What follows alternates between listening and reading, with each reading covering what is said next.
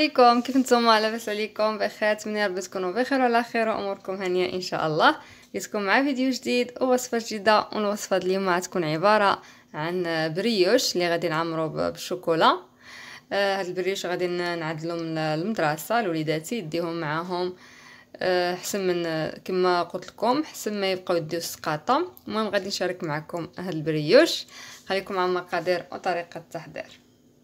في المقادير غادي نحتاج لنص كاس ديال زيت المائده، وغادي نحتاج 2 كيسان ديال الحليب اللي دافي، غادي نحتاج لواحد البيضه، 3 المعالق ديال السكر سنيده معالق كبار، معلقه كبيره ديال الخميره الخبز او الخميره الفوريه.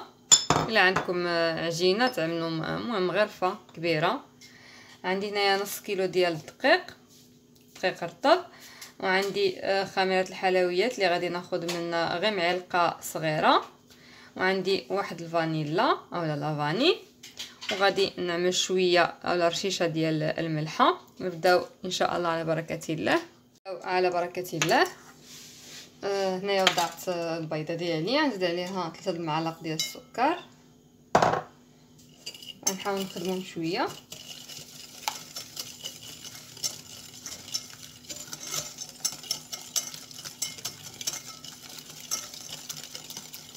نزيدو الزيت المائده نص كاس،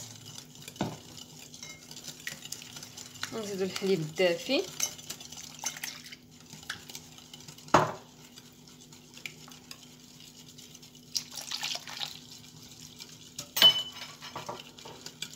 ونزيدو معلقه كبيره ديال خميره الخبز،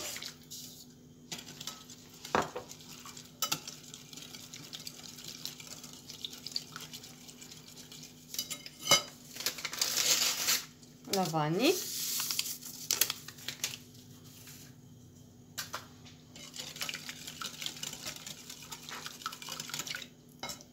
وغادي نبدا نزيد الدقيق شويه بشويه،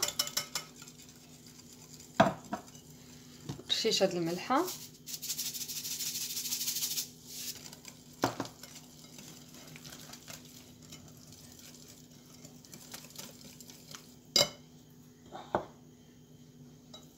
انا كنستمر انا كنزيد الدقيق وانا كنحرك شويه بشويه.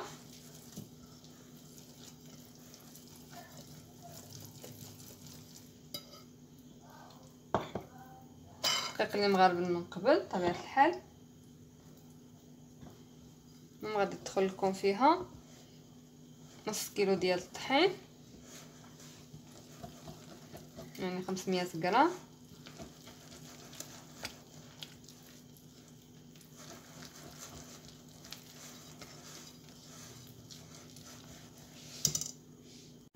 ودابا غادي نزيد هنايا مغرفه صغيره ديال خميره الحلويات صافي. نجمع العجين ديالي كيكون شويه مرخوف،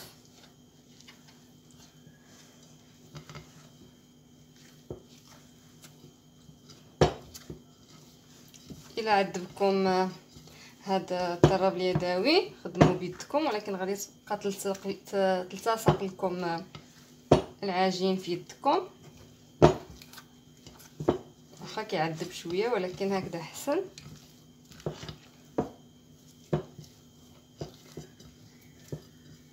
وهذا هو القوام اللي خصني نحصل عليه. نتوما كتشوفوا على هذا الشكل، كتكون خفيفه.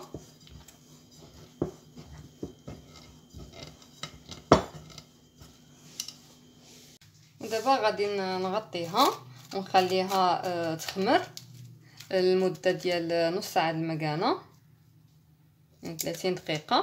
غادي نخليها تخمر، ومن بعد ندوزو باش نكملو التحضير ديال هاد البريش ديالنا. غادي نغطيها بهاد بسلوفان، وغادي نزيدها شي حاجه من الفوق باش تختمر لي دغيا، وغادي نرجع معكم ان شاء الله من بعد ما يخمر لي العجين ديالي. رجعت معكم من بعد ما خمر لي العجين ديالي وضاعف الحجم ديالو كيف ما كتشوفوا. غادي نحيد له البلاستيكه ونحاول نخويه من هذاك الهواء بهذا الشكل. صافي هنايا خديت المول اللي غادي نعمل فيه البريوش ديالي. انا غادي نعمل هذا المول هذا، نتوما تقدروا تعملوا اي مول عندكم. المهم دهنت له شويه الزبده ورشيته بشويه ديال الدقيق. ودابا غادي نبداو. بسم الله. غادي ناخذوا العجين ونعاونوا بواحد ملعقه اخرى. صافي نحطوا لهذا الشكل ونحطوا واحد الطرف ديال الشوكولا. انا خديت هاد الشوكولات. المهم اي نوع بغيتو غير شنو يكون المذاق ديالو لذيذ. غادي نحطوه هنا ونزيد معلقه اخرى باش نغطيها. ضروري تعاونوا بالملعقه باش ما يلتصق لكمش في يدكم. صافي اي ملي غادي تخمر غادي تاخذ الشكل ديالها الراسه، حيت باقا غادي تخمر المره الثانيه. وايضا هنايا غادي نحط هذاك العجين، معلقه ديال العجين،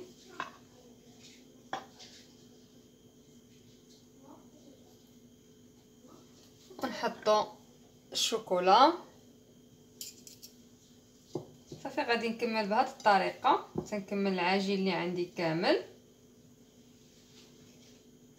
ونخليه يختمر المره الثانيه.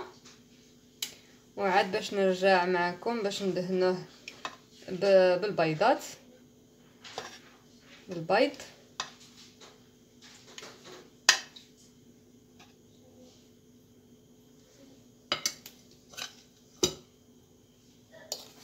بهذا الشكل.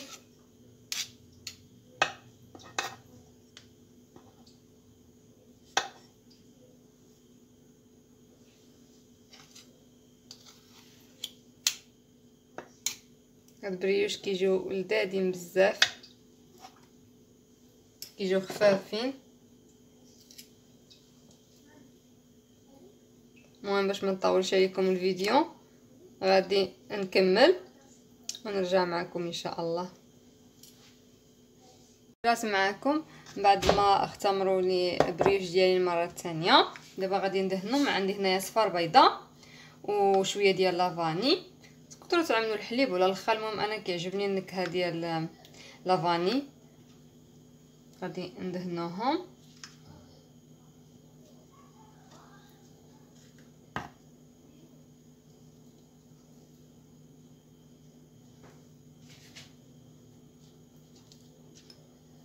غادي ندهنو الوجه كاملين.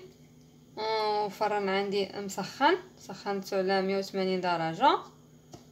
غادي ملي ندخلهم غادي نشعل، غادي نطفي من الفوق ونخلي العافيه شاعله غير من التحت حتى يطيبوا، ونعاود نشعلهم من الفوق باش يتحمروا. ونرجع معكم في الشكل النهائي ديال هاد البريوش ان شاء الله. ورجعت معكم في الشكل النهائي ديال البريوش اللي وجدت معكم اليوم.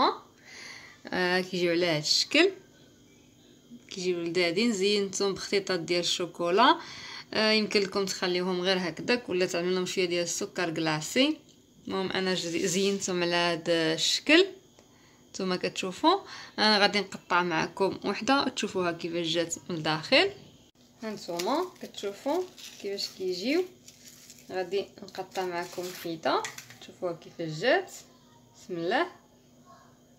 هانتوما كتشوفوا هذاك الشوكولا كيفاش كتجي فيها من الداخل، كيفاش كيجيو مهويين ومنفوشين رطبين كيجيو غزلان، كيجيو لذاذين. هانتوما كتشوفوا كيفاش كيجي الشكل ديالهم، كيجيو لذاذين. نتمنى تجربوهم ويعجبوكم ان شاء الله. لا عجبكم الفيديو ديال اليوم، وكيف ما ديما ما تنساوش تشتركوا معايا في القناه باش يوصلكم كل جديد ان شاء الله. والسلام عليكم ورحمه الله.